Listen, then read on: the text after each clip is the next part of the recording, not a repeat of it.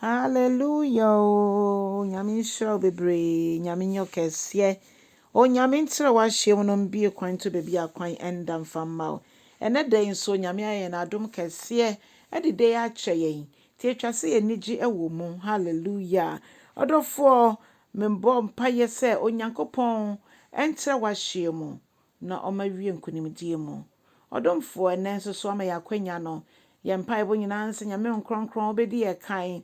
Na wakyerɛkyerɛ w'asɛm mu na wie no Awurade yɛate w'aseɛ na yɛtumi de abɔ yɛn bra ahyɛ wo din kronkron ne onyam. Yɛda w'ase bebree wɔ Yesu Kristo din mu ne abɔ mpaeɛ. Hallelujah.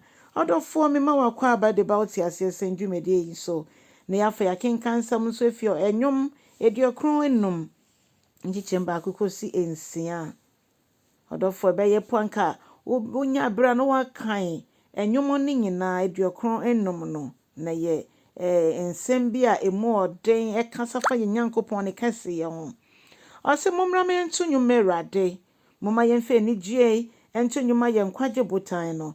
Ɔdɔfoɔ ampa ne nyame yɛ no ɛboro so ɛkyɛn so.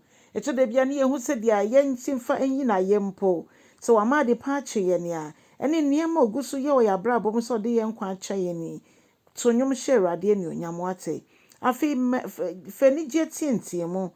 Efisɛ Onyankopɔn asoma Yesu ɛma ne de nkwagye abrɛ yɛn. Afei mommra na yɛn nyinaa yɛnna n'ase.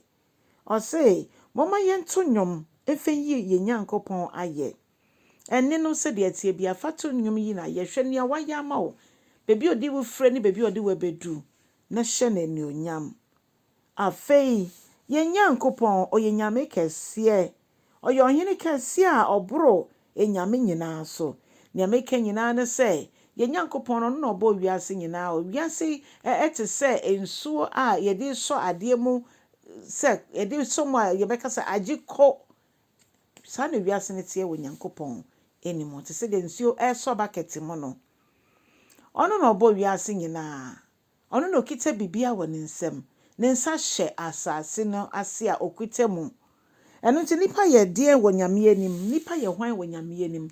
Ye yire mu kura nanso esan se wabɔ ye wono ane sɛ soso na wahom ye gu ye moma ya be ya krate asefo nti Onyankopɔn dɔ pɛsɛ menne wo ye ne ne benya nkitahudie mu ɔden de nyina pɛsɛ ɔte ye nka Onyankopɔn se wafe ye yembie ya no ne ye ne ni nkomo nea wo fa mu nyina nya de bekun hya wo den Onyankopɔn be yi wo afiri mu na ɔde wasi bia ekron na afei ma Onyankopɔn kwan na ɔno entetew ma Onyankopɔn kwan na ɔno ma wa kwankyerɛ. Hallelujah. Ɔse ɔno na okita asase nyina wɔ ne nsam na ne mepo a ɛsosompo ɛtenso nyina okita ɛwɔ ne nsam. Ɔwɔ so tumi ebisɛ ɔno na ɔbɔɔyɛ. Yɛhwɛ ɛpo a ɛyɛ ne dea ɔno na ɔyɛ. Yɛhwɛ nea ne nsa etimi aya ne nsa no nnwuma ɛwɔ asase yi so nso a kyɛ sɛ ɛboro so.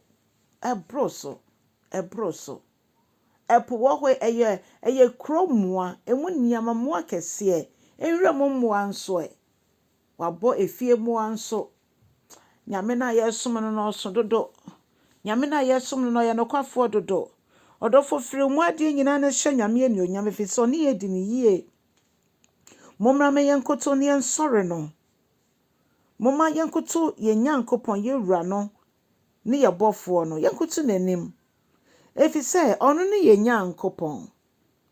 Ye no nkrɔfo a ɔhwɛ yɛn so. Na yɛte sɛ enwan a ɔno na ɔyɛ dwanhwɛfo a ɔhwɛ yɛn so. Ɔdɔfo pɔtɔ hwehwɛ bre na kan enwom aduɔkron enum ne nyinaa. Na ma Nyankopɔn kasa nkyerɛw. Ma Onyankopɔn bie w'ani. Onyankopɔn bie w'aso. Onyankopɔn bie huhum eniwa. Na hu de ɔpɛ ɔkyerɛ. Onyankopɔn nyia yɛn sɛ ɔne yɛbɛ nante da bia ansa na wobesi mu. Sɛ ahomachi kora na wokɔ adwuma abɔmɔde ananya abrema Awurade. Sua n'asɛm. Sɛ wonni makenkan po atie n'asɛm. Wotie nso a wo nso kyɛ asɛm no. Ma foforo nso so nya ho mfasoɔ.